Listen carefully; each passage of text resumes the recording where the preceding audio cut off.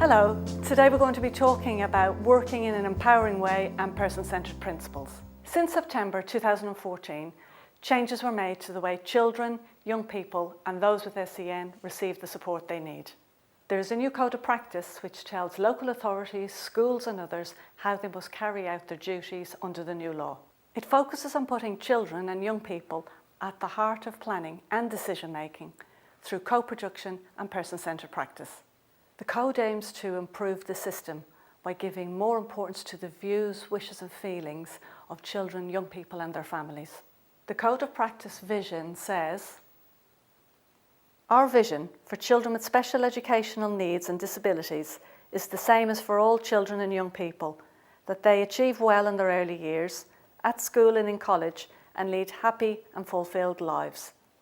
Education, health and care plans now replace statements of special educational needs. The Education, Health and Care Plan describes the child or young person's goals and views, the outcomes they are expected to achieve, and their health and social care needs and provision. It focuses on the child and young person as an individual, enables them and their parents to express their views, wishes and feelings and be part of the decision-making process. Clear, ordinary language and images should be used free of professional jargon. The child or young person's strengths and capabilities should be highlighted. It also enables the child or young person and those that know them best to say what they have done, what they are interested in and what outcomes they are looking for the future. Tailor support to the needs of the individual, bring together the relevant professionals to agree and discuss. This approach is known as a person-centred approach. By using this approach, children, young people and their families are involved in all aspects of planning and decision making.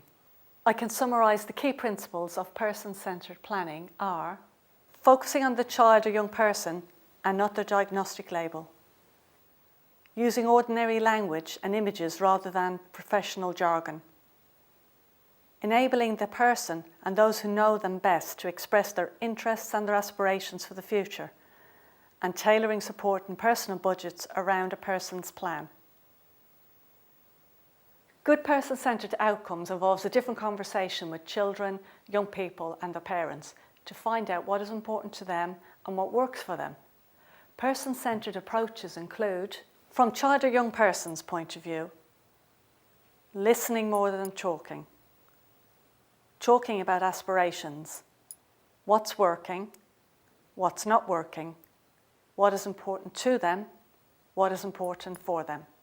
So where do you start? I would start with the child or young persons and their families' views, strengths and interests, what is important to them, what matters to them and the support they need. The fundamental person-centred planning thinking skill is to separate what is important to someone and what is important for them and find the balance between the two. It is a balancing act. What is important to a child or young person is what they want to do to lead a happy and fulfilled life. What is important for the child or young person is what they need to be healthy and safe. For example, I know a young boy called Jack. He loves chocolate. It's really important to him. However, we need to get a balance of what's important for Jack. What's important for Jack also is that he remains healthy. Another example, Sally, a young person, uses a manual wheelchair. It is really important to Sally that she's not too tired and is able to spend some quality time socialising with her friends in the evening. However, it is important for Sally that she maintains her general health. The outcome could be, for example, that Sally uses her manual wheelchair 5 or 6 hours in the day so she is not too tired to enjoy her social time with her friends in the evening. A good starting point when planning for outcomes would be to think about, by the time I will be. For example, my son Shane has cerebral palsy. We were planning an outcome for Shane around his mobility. By the time I'm 16, I will be walking around school independently. By using this approach, we know what success looks like. We all have hopes and dreams for our lives. Disabled children and young people want the same things as their non-disabled peers. They have a right to look forward to a future of fulfilling relationships, good health, education, work, and being active parts of their community.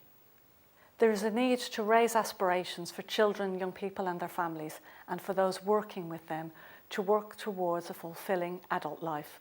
By sharing good examples of children and young people achieving their goals, this can lead to attitudes changing, resulting in other children and young people aiming higher.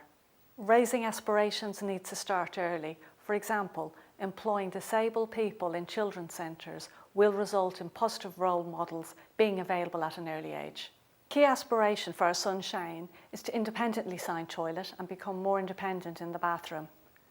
Shane was already receiving service from Speech and Language Therapy Department and also follows the MOVE programme. MOVE stands for Movement Opportunities via Education, and targets are set to improve an individual's mobility skills. Joint working between professionals enable them to focus on Shane's long-term aspiration. Videoing progress can be a great referencing tool. By looking back, we can see how far a child or young person has come towards achieving their goal. Dreams and aspirations don't always need to be big to be important. For example, for young people with complex needs, drinking independently from a cup can be a big achievement. Having time to achieve and learn is vital.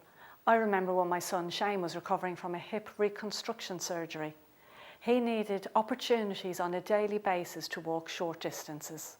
It would have been much easier for classroom staff to put Shane in his wheelchair when transitioning from the classroom to the dining hall. Shane needed these opportunities to practice walking, even though it took a lot of time. He was building his strength, which has led to a more independent life for Shane. By sharing our dreams, we can focus everyone's attention on what really is important, and children and young people can avoid becoming even more disabled. Finally, I'd like to share a quote with you from Jean Haig, the SEND Pathfinder Regional Lead for SE7, when Jean was talking about person-centred practice. There are challenges to us moving away from the "this is what we provide" approach to the "what is it that'll make a difference" and how we can work together approach. We will get there. An important moment came when we realised that personalisation is not about personal budgets or direct payments. Often it is not about money at all. It's about fitting the provision to the young person rather than fitting the young person to the provision.